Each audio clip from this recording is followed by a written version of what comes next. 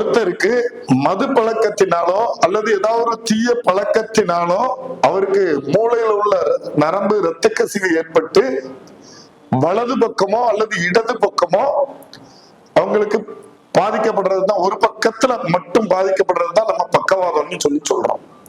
பாத்தீங்கன்னா உங்களுக்கு கண்ணு ஒரு பக்கமா வித்தியாசப்படுறதும், வாய் கோணலாய் போறதும், கைகள் தொங்கி செயல் இழந்து மூளையோட கண்ட்ரோல்ல இருந்து செயல் இழந்து போறதும், அதே மாதிரி கால் ஒரு பக்க கால் மூளையோட கண்ட்ரோல்ல இருந்து, அதாவது அவங்க ஒரு பக்கம் காலை வைப்பாங்க, அது ஒரு பக்கம் போகும், இப்படி கண்ட்ரோல் இல்லாம போறதான் நம்ம பக்கவாதம். அப்போ அவங்களுக்கு ஒரு பக்கத்துல ஃபுல்லா நல்லா இருக்கக்கூடிய பக்கத்தை விட இன்னொரு பக்கம் வந்து பலம் இழந்து வீக்கா இருப்பாங்க.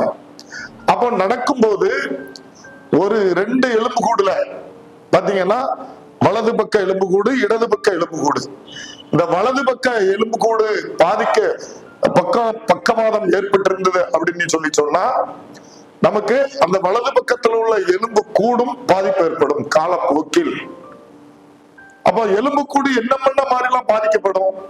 இப்போ நம்ம நார்மலா நடக்கும் போது ஒரு 80 கிலோ இருந்தா ஒரு பக்கம் 40 கிலோ, இன்னொரு பக்கம் 40 கிலோ வச்சு நடப்போம். ஆனா பக்கவாத நோயாளி ஒரு பக்கம் வெயிட்டே கொடுக்க முடியாம ஒரு பக்கம் அழுத்தி உடல் உணர்வோடு அவரு நடக்கிறத நம்ம பார்க்க முடியும். அதே மாதிரி உட்காரும் போதும், ஒரு இடத்துல உட்காரும் போதும் அவரு பாதிக்கப்பட்ட உறுப்பில் எலும்பு கூடில் வலது பக்கம்னா வலது பக்கத்துல அதிக அழுத்தம் கொடுக்காம இடது பக்கத்துல அழுத்தம் கொடுப்பாரு.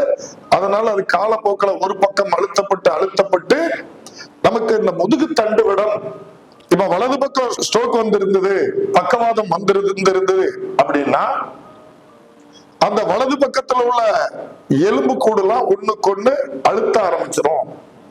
முதுகு தண்டு விடலாம் நமக்கு ஒண்ணுக்கு குலைய ஆரம்பிச்சிடும். ஒரு செங்கல் அடுக்கி வச்சிருக்கோம், ஒரு பக்கமா அந்த செங்கல் அடுக்குனது சாஞ்சுது அப்படின்னு சொன்னா எப்படி ஒண்ணுக்கு அழுத்தப்படுமோ அதே மாதிரி ஒரு பக்கம் ஃபுல்லா நமக்கு எலும்பு கூடு அழுத்தப்படும். அப்போ கழுத்து தண்டுவடத்துல இருந்து வரக்கூடிய நரம்புகள் அழுத்தப்படும். விழா எலும்புல இருக்கக்கூடிய எலும்புகள் முதுகு தண்டுவடத்துல ஒண்ணுக்கு அழுத்தப்படும். அதே மாதிரி இடுப்பு பந்துக்கண்ண மூட்டு ஒண்ணுக்கு அழுத்த ஆரம்பிச்சிடும். இப்படி எலும்பு ஒவ்வொரு ஜாயிண்ட்டுக்கு இடையில அதிகம் அழுத்தத்தோட அவங்க பாதிக்கப்படுவாங்க.